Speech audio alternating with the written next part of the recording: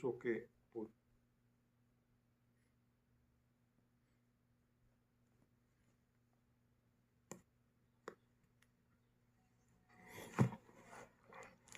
Bueno, continuando con nuestro libro de pecado, vamos a iniciar lo que es el capítulo 10. Estamos aquí en nuestro club de lectura. Capítulo 10. La casa estaba en un alto y pareció alzarse sobre él, mientras se aproximaba por el camino de acceso, y abrir sus falsas alas palladianas como para atraparlo en su negro abrazo. No creía que los objetos inanimados estuviesen poseídos por otras potencias que las que les otorga la imaginación humana, a partir de los miedos y fantasías infantiles. No obstante, un día antes había muerto en ella un hombre, un cura, apuñalado en el cuello, en la oscuridad, en lo alto de las escaleras, abatido igual que Jeremías Rec abatía a sus animales. Había bajado tambaleándose por las escaleras y había caído de bruces sobre el suelo de madera. Lo habían mutilado y abandonado ahí en un charco de sangre para que exhalara su último aliento. No dejaría un hecho así una huella, un eco, un temblor en el aire, como el zumbido después del tañido de una campana. Intentó imaginar cómo sería ser apuñalado y acuchillado de ese modo, caer, desangranarse y morir. Cuando era joven y no era más que un recluta en Temple Moor, habría creído que ser policía le enseñaría cosas que la gente nunca sabría. Entre ellas y ante todo, cómo sería morir de forma violenta, pero también de cualquier otra manera. Era una tontería, claro. Al fin y al cabo, la muerte era la muerte, una vivencia que probablemente ni siquiera sería una vivencia para quien se moría. No obstante, así se había aferrado a ella, y para ser sinceros, aún seguía haciéndolo. Era eso lo que le había empujado a hacerse policía, el convencimiento de que tendría acceso, igual que un antiguo alquimista, a una serie de conocimientos arcanos y secretos, que no sería como los demás, abriéndose paso a tiendas por el mundo, ignorándolo todo, excepto los afectos más sencillos, los impulsos más normales, el hambre, el temor, el deseo, la esperanza e incluso la felicidad o el triste sueño de la misma. No, sería uno de los elegidos, por encima del mundo, de sus quehaceres triviales. Era una fantasía absurda y no obstante no tenía a nadie, ni mujer, ni hijos, ni amante, ni amigos, ni siquiera tenía familia, unos pocos primos a quienes no veía nunca, y un tío en Sudáfrica que le enviaba una postal todas las navidades, y que había dejado de hacerlo, probablemente habría muerto. Estaba su padre, claro, pero no pensaba en su padre como una persona, no exactamente, sino como una parte de sí mismo, el árbol del que había brotado, al que pronto haría sombra y al que con el tiempo acabaría superando su altura. Nada de eso le preocupaba, no tanto como parece ser consciente de ello, pues tenía serias dudas sobre lo profundamente que uno podía llegar a conocerse. Sin embargo, su soledad le parecía algo singular. Su vida estaba, según creía, en un estado de calma peculiar, de equilibrio, tranquilo, un estado que sospechaba que era exclusivo suyo, o al menos muy poco habitual, puesto que otras personas, por lo que sabía de ellas, pero no era mucho, parecían insistir en una fiebre constante de agitación, impaciencia y deseos frustrados. No podría vivir así ni aunque quisiera, y de hecho quería, pues echaba en falta todo lo que la gente le decía porque eran las vivencias auténticas de un ser humano. El impulso más fuerte de todos los que le dominaban era la curiosidad, el simple deseo de saber, de ser partícipe de lo que estaba velado para la mayoría de la gente. Para él todo era una cifra, un acertijo, un misterio, y las pistas para resolverlos estaban desperdigadas por ahí, al azar, ocultas, o lo que era aún más fascinante, escondidas a la vista de todos, aunque solo él pudiera reconocerlas como tales.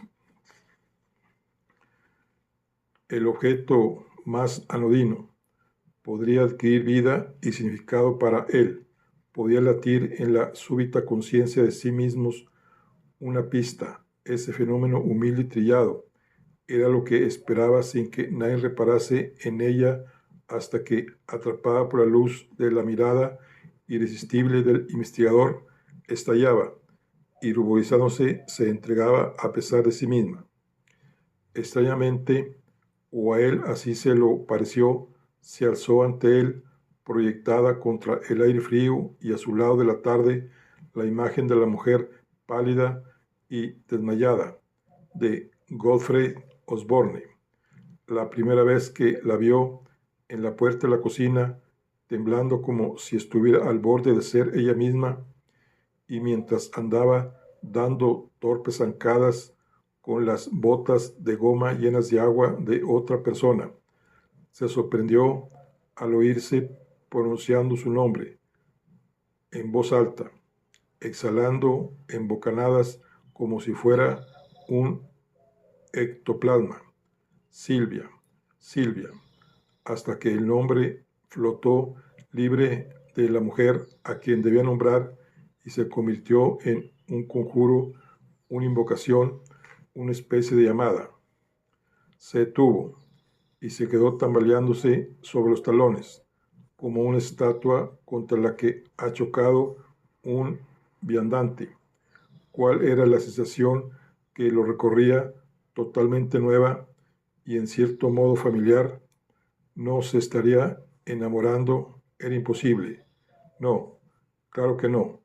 Si era demasiado banal, más que absurdo, la quintesencia del paso de lo sublime a lo trivial, una broma grotesca gastada por unos anhelos de los que ni siquiera era consciente. Amor, el amor lo derribaría de su pedestal. La verdadera señora Osborne, no obstante, al volver a verla poco después, no se parecía en nada a la figura diabólica que había surgido en su imaginación apenas 5 minutos antes, cuando se detuvo, espantado y estupefacto, en el camino de acceso a la casa. No, era otra persona distinta, por completo, tanto que, de hecho, se preguntó si la mujer a quien había visto esa mañana no tendría una hermana gemela idéntica, y si no, sería ella. Cuando llamó a la puerta, le abrió la señora Duffy, el ama de llaves, y le dijo, para sorpresa, porque no le gustaban las coincidencias, que la señora Osborne había preguntado por él. Al decírselo, le miró de un modo extraño y al mismo tiempo cómplice, y eso le pareció como una advertencia. Encontró a la mujer en una salita, supuso que podía llamarse así, encajada detrás del salón, el que había conocido a Letty esa mañana. En la habitación que parecía ser el dormitorio privado de la señora Osborne, preponderaba la cretona y la seda descolorida. Había un considerable número de cojines, muchos botes de latón y jarrones de cristal, y feas figuritas de porcelana con capas, miriñaques, calzones y tricornios. A Strafford le pareció muy similar a la ilustración de la tapa de una caja de chocolatines. La señora Osborne estaba sentada, o más bien posando, en el sofá tapizado de satén amarillo. Llevaba un vestido de gasa azul, oscuro de cuello alto, cintura estrecha y falda ancha, que se abría simétricamente en abanico a ambos lados, colocada de tal modo que sus pliegues recordaban la concha de la que surge la Venus de Botticelli. Lucía un collar de perlas en el cuello y un broche de esmeraldas con forma de escarabajo, prendido en la pechera del vestido. Habían preparado el té en una mesita que tenía delante, jarritas, alcuzas de plata, tazas de porcelana fina, cuchillos, tenedores, cucharillas. Había trozos de pastel colocados en capas pulcramente imbrincadas sobre delicados platillos. Strafford reparó en todo de un vistazo y se le encogió el corazón. Una estrella de luz reflejada en la mejilla de la tetera pareció guiñarle un ojo con malévola alegría. «¿Está usted aquí?», exclamó animada la señora Osborne, mostrando al sonreír dos filas de dientecillos blancos, dos de los cuales estaban ligeramente manchados de lápiz de labios. Era tan superficial como las baratijas que la rodeaban. Sus ojos brillaban, aunque no de forma saludable, y tenía arreboladas las mejillas. Obligándose a devolver la sonrisa, Strafford notó que el corazón se le encogía aún más. La señora Osborne dio unas palmaditas a su lado en el sofá, invitándolo a sentarse, pero él fingió no darse cuenta. Fue a por una silla, la puso delante de la mesita y se sentó imperturbable en ella. Su anfitriona frunció ligeramente el ceño por un segundo, contrariada por su rechazo, pero luego volvió a exhibir una sonrisa brillante, aunque un poco torcida. «Sí, mejor, claro», murmuró. «Así podemos vernos más amistosamente». A él en ese momento le pareció que estaba bastante loca. El pelo que esa mañana había llevado suelto y lacio se lo había peinado de forma mucho más complicada, con una gruesa trenza colocada a modo de tiara, sobre la frente, y con rizos a los lados tapándose las orejas. A Strafford le recordó a alguien, pero no supo a quién. Dentro del zapato, el talón del calcetín seguía mojado, aunque ya era una humedad caliente, lo cual resultaba peor que cuando estaba fría. De hecho, habría preferido volver a estar fuera, andando bajo la nieve, a pesar del aire helado, de la oscuridad cada vez mayor y de la incomodidad física de tener el pie mojado. Ahí, en esa salita de fantasía, entre tantas chucherías y baratijas, se sentía como el conejo blanco, o sería la liebre de marzo. «¿Le sirvo yo?», preguntó la señora Osborne, y sin esperar respuesta empezó a servir té. «¿Un terrón o dos?». «Sin azúcar, gracias». «¿Leche?». «No, gracias». «Ah, lo prefiere usted solo. Bien, yo también. Aquí tiene». La taza, cuando se la pasó, chocó levemente contra el platillo. Él la cogió y la puso en equilibrio sobre la rodilla, sin probar el té. «Señor Osborne», dijo, «tengo que hablar con usted sobre lo que pasó anoche». Ella alzó una ceja pintada. ¿Anoche? Sí, o esta madrugada, es decir, cuando encontró usted al padre Laulés. Su marido me ha dicho que no podía usted dormir. Y, oh, exclamó ella con un retintín de de melancólica alegría. Yo nunca duermo. Lo lamento, dijo Strafford, lamiéndose los labios, y luego continuó. Pero anoche en particular tengo entendido que está usted muy, muy inquieta y que por eso bajó. ¿Podría contarme lo que pasó exactamente? Lo que pasó, le observó en apariencia muy perpleja. ¿Qué quiere decir con lo que pasó? Me refiero a cuando encontró usted al padre Laulés, dijo él con paciencia. Quisiera saber si encendió la luz. ¿La luz? Sí, la luz eléctrica. Strafford señaló la lámpara que colgaba sobre su cabeza. Tenía una pantalla de tafetán. ¿La encendió usted al entrar en la biblioteca? ¿Por qué lo pregunta? Porque me gustaría saber con qué claridad vio usted el cadáver del padre Lewis. No entiendo, murmuró ella, bajando los ojos y mirando aquí y allá, como si pudiera hallar la explicación en alguna parte a su alrededor. Strafford suspiró. Señor Osborne, bajó usted de madrugada y encontró al padre Laulés en la biblioteca, ¿no es así? Y está muerto. ¿Lo recuerda? ¿Recuerda haberlo encontrado? ¿Había encendido usted la luz? ¿Vio cómo murió? ¿Vio la sangre? Ella se quedó inmóvil en silencio, observando el suelo a sus pies. Supongo que debí de verla, dijo con voz débil y ausente. Quiero decir que sí, había sangre, debí de verla. Alzó de pronto la vista y le miró con intensidad. ¿No? Es lo que le estoy preguntando, dijo con paciencia Strafford.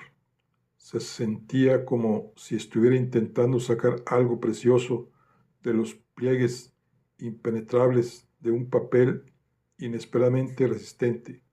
¿Lo recuerda? Ella movió despacio la cabeza, de un lado al otro, como una niña que no terminara de entender lo que le decían, sin dejar de mirarle. Luego se removió y se sentó muy erguida, apoyando los hombros en el respaldo y parpadeando como si acabara de despertar de un trance. ¿Quiere un poco de pastel?, preguntó, esbozando de nuevo su luminosa sonrisa, aunque no sin esfuerzo. Notó Strafford. Lo ha hecho la señora Duffy. Se lo he pedido yo. Su gesto se tornó más sombrío y volvió a fruncir el ceño, como una niña, esta vez malhumorada y enfadada. Seguro que está muy bueno, dijo con petulencia. Los pasteles de la señora Duffy siempre lo están. Es famosa por lo bueno que son sus pasteles. Todo el mundo lo dice. El condado entero habla de los pasteles de la señora Duffy. Gruesas lágrimas iridiscentes llenaron sus ojos y temblaron en los párpados inferiores, pero no llegaron a caer. Strafford, sujetando su taza y el platillo con una mano, alargó la otra hacia la mesa, y la mujer que tenía delante levantó la suya con el aire dubitativo de una niña y la puso en la suya. Él notó la frialdad de su palma y los delicados huesos de debajo de la piel. Tenía los nudillos azules. Ninguno de los dos dijo nada, pero se miraron con una impotencia perpleja y compartida. La puerta se abrió, con lo que A Stafford le pareció un portazo y el coronel Osborne irrumpió en la salita. «Ah, estás aquí», dijo sonriendo a su mujer. «Te he buscado por todas partes», se interrumpió, y los observó a los dos, que le devolvieron la mirada cogidos de la mano. Va todo bien?», preguntó, sorprendido a su vez. Stafford soltó la mano de la señora Osborne y se puso en pie. Estuvo a punto de decir algo sin saber muy bien qué, pero la señora Osborne le interrumpió. «Oh, por el amor de Dios», le espetó con una voz nueva y áspera, «¿por qué no me dejáis todos en paz?». Luego se levantó del sofá, se secó con la palma de la mano las lágrimas que no había vertido, apartó a su marido de un empujón y se marchó. «Lo lamento», se disculpó Stafford, al mismo tiempo que el coronel Osborne gemía. «Oh, Dios».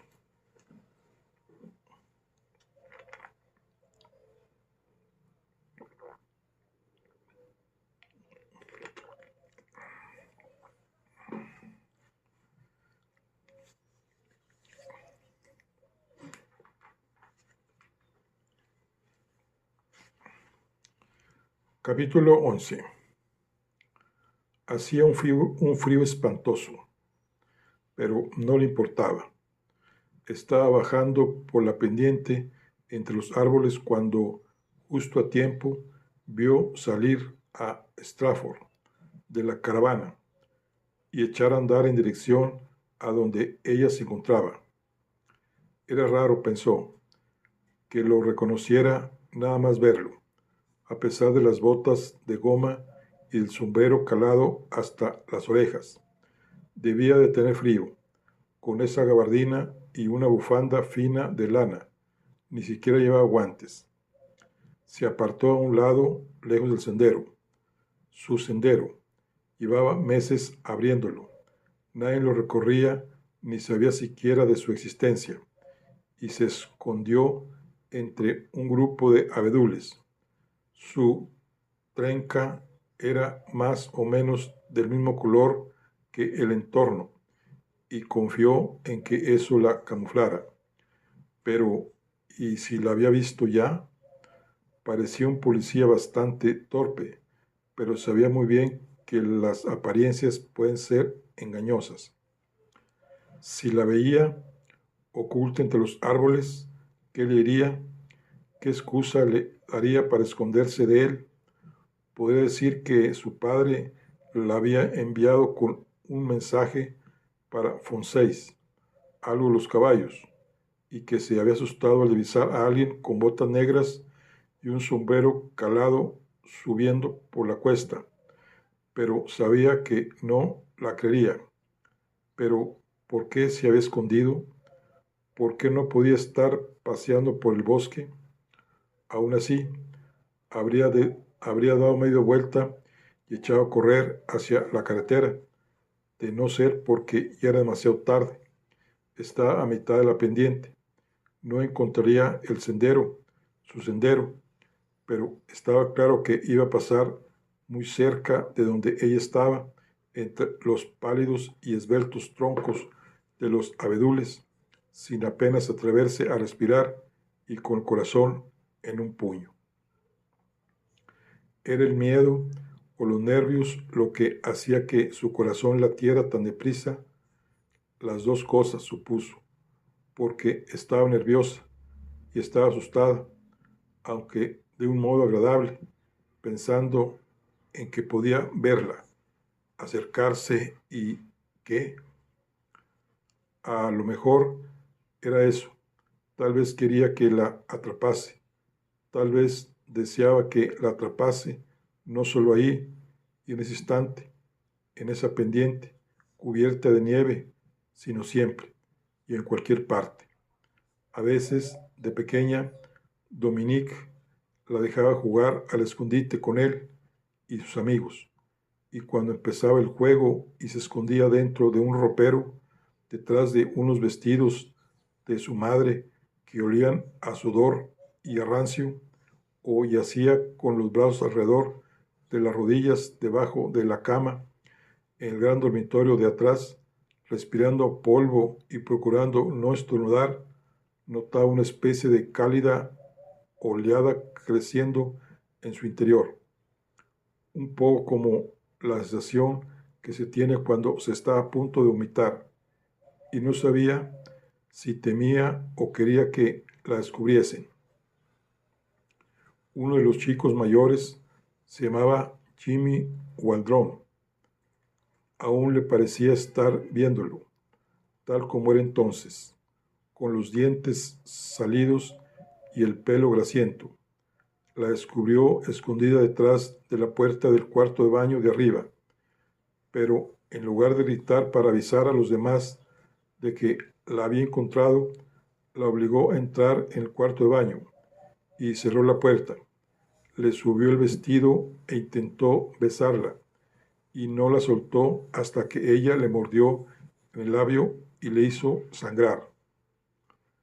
Strafford había llegado a su altura, y tan cerca, apenas a 5 o 6 metros de donde ella estaba, que lo oyó jadear por el esfuerzo de trepar por la ladera empinada y resbaladiza, y si saltase sobre él con uñas y dientes como un animal, eso le haría perder la compostura y reparar en su presencia. Vaya que sí, pero no se movió, contuvo el aliento y esperó a que pasara de largo. Se quedó ahí hasta que lo vio llegar a lo alto de la pendiente y a la carretera. Oyó un camión que pasaba. Si lo atropellaban se lo tendría merecido. Era tan engreído como esos idiotas apocados de los bailes de casa que no la sacaban a bailar porque les daba miedo, o los supuestos aficionados a los caballos, amigos de su padre, que se quedaban con sus copas de jerez en la mano y le sonreían con una mirada estúpida y vidriosa. La mitad de ellos no recordaban su nombre, aunque peor era la familia de su madrastra, los Harbison, que estaban convencidos de ser un regalo de Dios al condado y que había permitido que su hija chiflada se casara con su pobre padre y le amargara la vida. En cualquier caso, el policía era guapo, aunque fuese tan flacucho. ¿Cómo podía ser tan delgado? Y tenía unas manos muy bonitas. Se había fijado en ellas, con las uñas limpias y cortas. Tenía una fobia con las uñas por el modo en que seguían creciendo, igual que el pelo, creciendo y creciendo. Incluso después de morir, según le habían contado una vez, imagínate, pensó, imagínate estar tendida a 2 metros bajo tierra en la más negra oscuridad, con el cráneo cubierto de mechones de pelo como fibra metálica y los dedos esqueléticos aferrados al pecho esquelético con centímetros de algo frágil y brillante, como la madreperla creciendo en la punta. El frío había empezado a colarse a través de la suela de sus botas de montar, así que salió de su escondrijo y continuó descendiendo por la pendiente. Se tomó su tiempo y bajó despacio. No podía permitirse resbalar y caer de espaldas en el fango, medio congelado, porque la falda que llevaba no era suya. En cuanto estuvo segura de que el doctor Havner, el boche, se había ido, entró en el dormitorio, donde el ratón blanco yacía desmayada en la cama, y cogió una de sus faldas de tweed y un jersey muy abrigado del armario, los llevó a su cuarto y se los puso. Le gustaba ponerse la ropa de su madrastra. No sabía muy bien por qué, solo que le producía una especie de escalofrío que le alegraba de un modo un tanto siniestro. Entonces se detuvo junto a los árboles al borde del claro y se quitó las bragas. No fue fácil con las botas de montar, las enrolló y las guardó en el bolsillo de la falda de su madrastra. El aire helado como la seda se coló por debajo de la falda de tweed y le acarició los muslos. No sintió frío, sino todo lo contrario. Ahí estaba la caravana, con las huellas de Strafford alejándose de ella y la gran mancha circular de sangre en la nieve pisoteada al lado de la entrada. Al llegar a la puerta, dudó.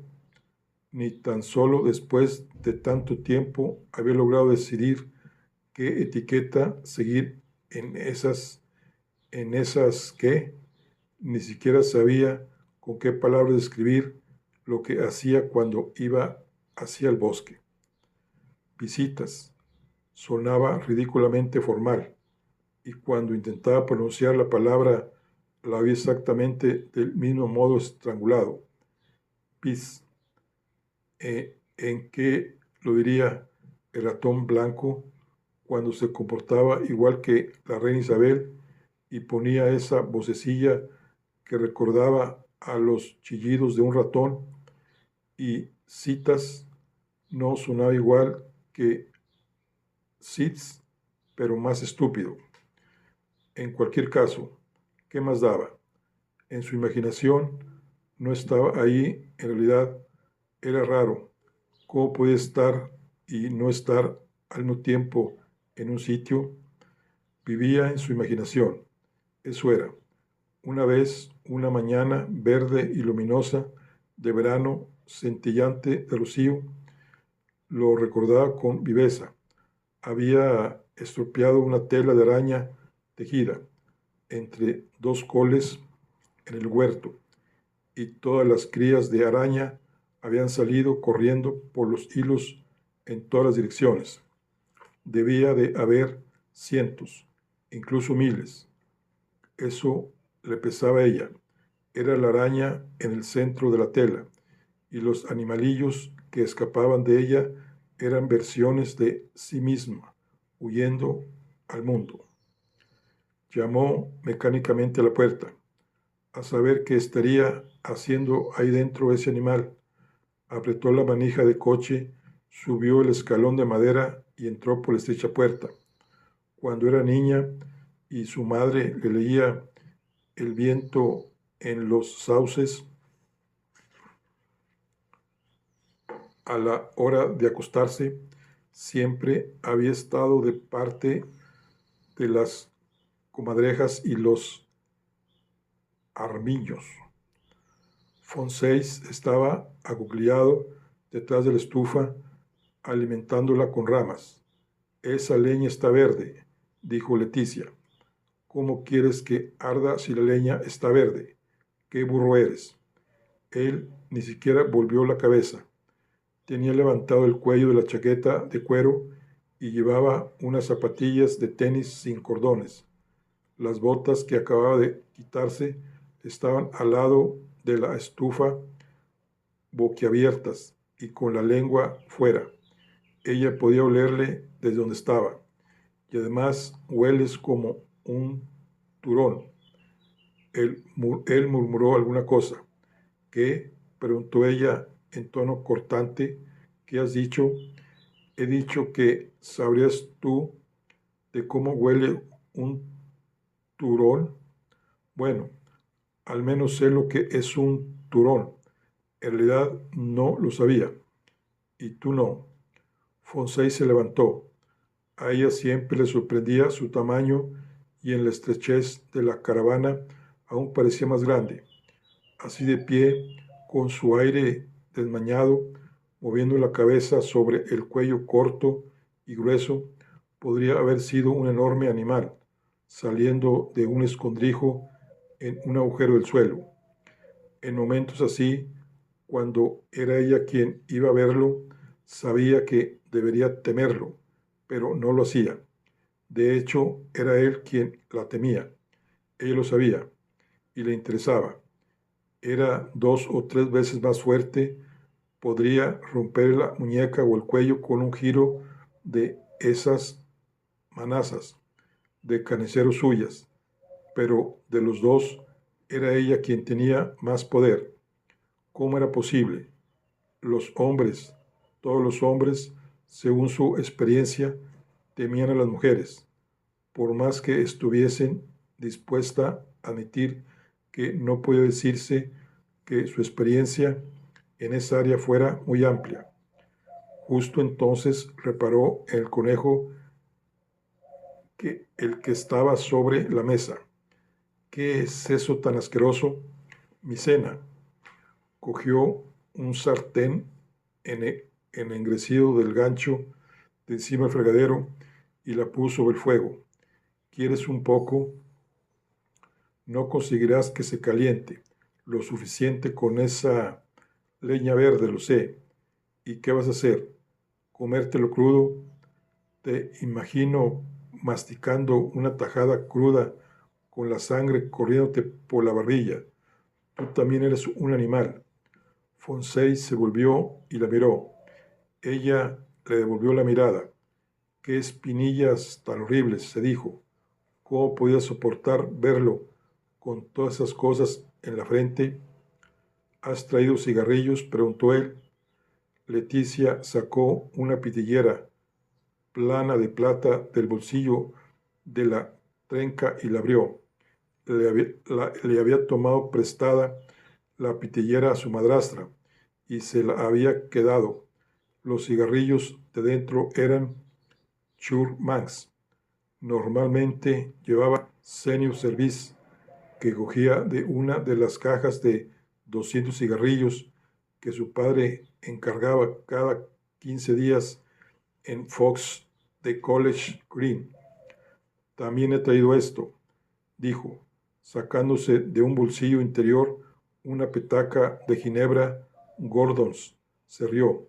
Podemos celebrar un cóctel.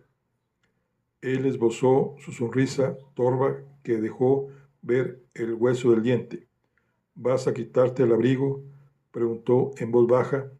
Cuando estaban solos así, sabía hacer que la pregunta más sencilla sonase insinuante. ¿Sabes el frío que hace aquí?, respondió ella indignada. ¿Por qué no te quitas tú el abrigo, o cómo se llama eso que llevas? Fonsey le había contado que su chaqueta estaba hecha de pelo de caballo y que en la guerra había sido de un piloto de Stifle que había muerto. Fuese o no verdad, lo del piloto muerto, lo del pelo de caballo era creíble, pues todavía apestaba al matadero. Leticia rompió el sello de la botella de ginebra con las uñas. Él la miró encantado, toqueteándose, despistando la herida del labio. Ha venido ese policía, dijo. Stafford, o como se llame. Lo sé, lo he visto subiendo por la pendiente. El olor de ese conejo es asqueroso, por cierto. Huele igual que tú, dijo Fonsey, con una sonrisa astuta, apretando la punta de la lengua contra el hueco del diente. Eres asqueroso. Se sentaron uno en cada camastro, enfrente el uno del otro, con la cabeza apoyada contra la pared de la caravana. Habían encendido los cigarrillos y Leticia abrió la ginebra. Sostuvo la botella delante de sus ojos con el ceño fruncido. ¿Cómo vamos a vernos esto? La compartiremos a medias. ¿Quieres decir que bebamos los dos de la misma botella? Ni lo sueñes. A menos con esa herida y menos con esa herida que tienes en la boca. Búscame un vaso. Él se levantó y abrió el mueble alto con las vetas agrietadas en la puerta. Regresó con un vaso mugriento y se lo dio. Está asqueroso, gritó ella. ¿Es que nunca limpias nada? Se levantó el dobladillo de la falda. Cogió un pliegue de la tela de twist y lo frotó con fuerza por dentro del vaso. Fonsey volvió a desplomarse en el camastro y se inclinó apoyándose en el codo. Leticia tenía alzada la pierna izquierda y él vio la parte superior de las medias y el botón del liguero que la sujetaba en su sitio. Tienes unas piernas muy bonitas, dijo.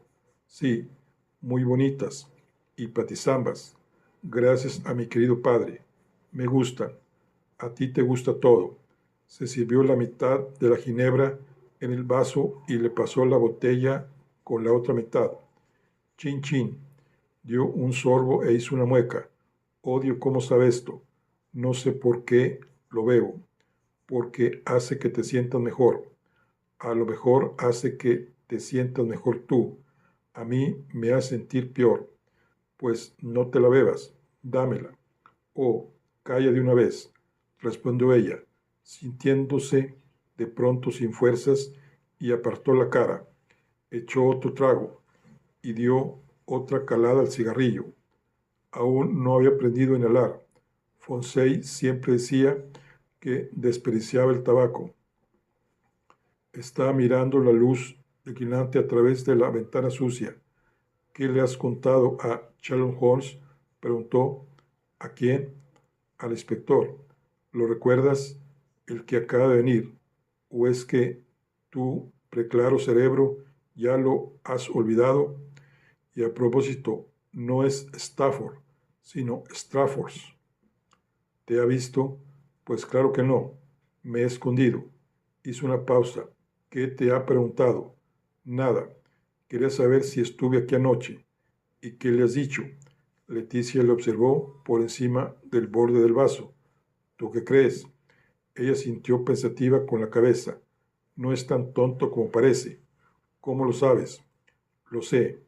Había encogido las rodillas y los ojos de Fonsey estaban fijos en la pálida parte inferior de sus muslos, que ella separó un poco, fingiendo no darse cuenta de que lo estaba haciendo. Él siguió contemplándola con intensidad y volvió a llevarse un dedo a la herida del labio. Leticia se rió en voz baja. ¿Por qué no miras un poco? Dijo, y tomó otro trago, esta vez más largo, del vaso mugriento. Fonsey la miró a la cara, luego volvió a bajar los ojos y fijó la mirada húmeda en lo que le estaba mostrando. Leticia le dio la colilla. Tírala, ¿quieres? Cogió la colilla y la aplastó en un platillo que había en el fregadero, al lado de los restos encendidos de su propio cigarrillo. Se quema la sartén, dijo ella. ¿No ves el humo que está echando?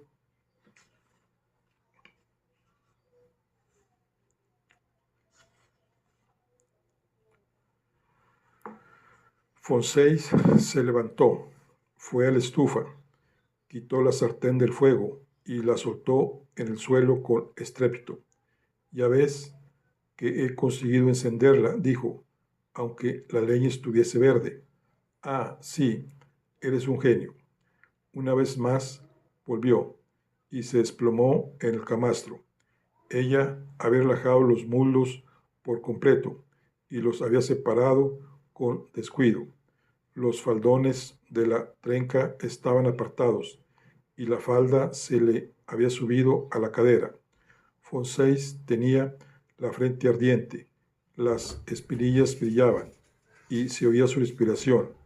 No era rápida, sino lenta y profunda, como una especie de suave gemido.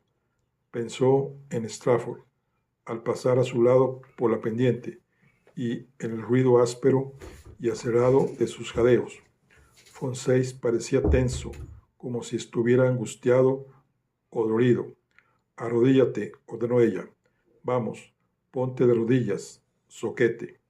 Zoquete. Era una palabra con la que había dado hacía poco en algún libro. La conocía desde antes. Claro, era una palabra común, pero esta vez había reparado en ella. La había recordado. Le gustaba zoquete. Fonsey se levantó del catre y se hincó de rodillas delante de ella. No fue fácil. El espacio entre los dos camastros era tan reducido que apenas había sitio para él. Ella lo miró divertida, como se golpeaba en todas partes.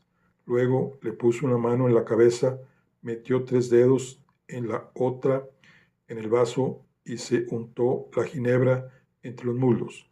El alcohol le picó, pero le dio igual. Bébetela, le mandó con la voz pastosa. Vamos, lámela, lámela. Fonsègue hundió el rostro por debajo de sus rodillas y le hurgó entre los muslos como un terrier al introducirse en la madriguera de un zorro, pensó ella.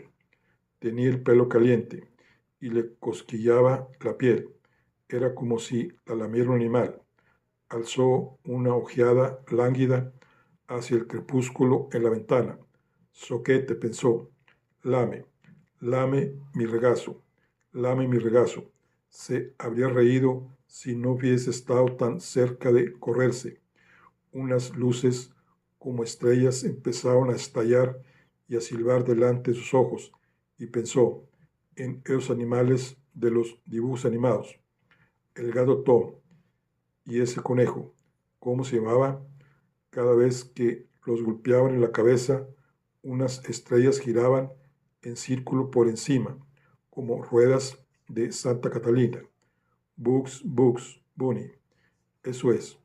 Olió el conejo que había sobre la mesa. Le había dicho que olía igual que ella.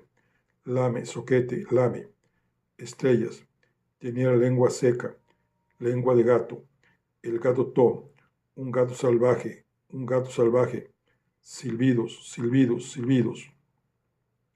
Fonsègue apartó la cabeza de los muslos y ella se recostó suspirando y se apuró las últimas gotas de ginebra del vaso.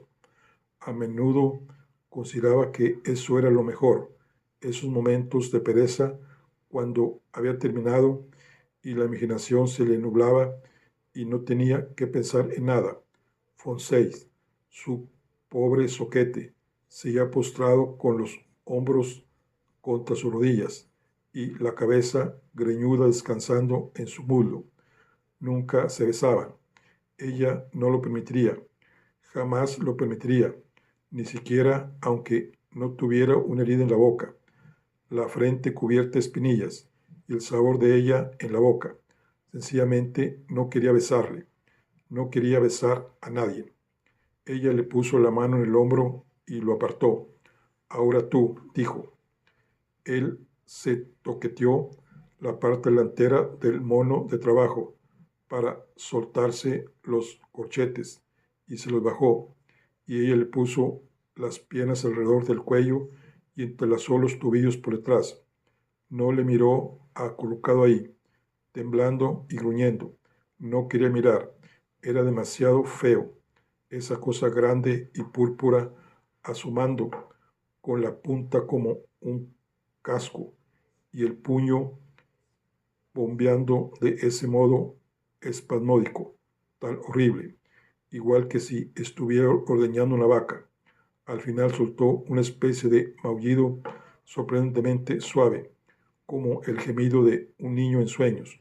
Sus piernas seguían alrededor de su cuello y él la dio la cabeza y pegó la boca a la carne suave y fría de color gris perla detrás de la rodilla.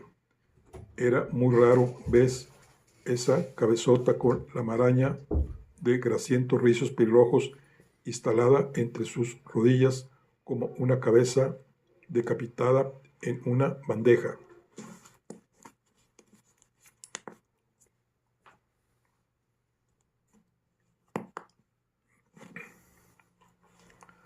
Nunca antes nadie había dejado que le hiciera nada, aunque unos cuantos lo habían intentado, entre ellos Jimmy Waldron, en una fiesta en casa de los Arterón, la Navidad pasada. Estaba estudiando para maestro o algo por el estilo, y jugaba al rugby. Parecía haber olvidado que lo había encerrado en el cuarto de baño aquel día cuando eran niños, pero ella se acordaba. Vaya que si se acordaba. Tuvieron que llevarle a casa después de que vomitase en el suelo del invernadero cuando ella le dio un rodillazo en la entrepierna con todas sus fuerzas. A lo mejor eso le enseñaría a tener las manos quietas. Fonseis se había arrastrado de nuevo hasta el otro catre y se estaba subiendo el mono de trabajo y se quedó ahí apoyado otra vez en el codo y mirándola con una sonrisa estúpida. Ella se bajó la falda hasta las rodillas. Qué pena no poder contarle a Minnie Mouse lo que había hecho su hijastra esa tarde vestida con su ropa. La próxima vez quizá le pediría a Fonseis que le echase eso encima y luego la colgaría en el armario para que la madrastra se llevase una sorpresa. ¿Cuándo vuelves al colegio?, preguntó Fonseis, encendiendo otro cigarrillo. No voy a volver, respondió ella. Ah, ¿y por qué no? No voy a volver y ya está. Algo tendrá que decir tu padre. Sí, bueno, mi padre que diga lo que quiera. Había estado interna 4 años en un colegio de Gales del Sur, una posilga espantosa a las afueras de un pueblo cuyo nombre no había aprendido a pronunciar correctamente, porque tenía unas 12 constantes y casi ninguna vocal. No le había dicho a Nain, excepto a Dominic, que no iba a regresar después de las vacaciones de Navidad, pero ni siquiera él le había contado por qué. Lo cierto era que la habían expulsado. Una monja la había pillado con un tipo, uno del pueblo, en la puerta trasera una noche, ella con la lengua en mitad de su garganta y él con la mano en mitad de su uniforme de gimnasia. Podría haber liberado de no ser porque había sido una más y la más grave de la larga lista de sus depravaciones, como las llamaba ella. La conversación con la señora Twyford Hallis, la directora, no había sido agradable, pero era un precio ridículo comparado con el regalo de libertad que le habían concedido de pronto. The Hatch, que era como llamaban todas a la señorita Twyford Hallis, había escrito a su padre, informándole de que su hija no podría volver después de las vacaciones. No obstante, se las había arreglado para interceptar la carta. Había pasado muchas mañanas acurrucada en el rellano, helada hasta el tuétano, vestida únicamente con su camisón, esperando detrás del pasamanos la llegada del cartero, y ahora permanecería horas despierta con las noches en la cama preguntándose qué le diría exactamente a su padre cuando llegara el momento de volver al colegio y tuviese que contarle que la habían expulsado. Era raro que, con tantas cosas en las que pensar, considera tanta importancia algo tan trivial como que la habían expulsado de un colegio. Estaba claro que no había quien la entendiera. Bueno, aquí concluimos la charla del día de hoy. Nos vemos en la siguiente. Hasta luego.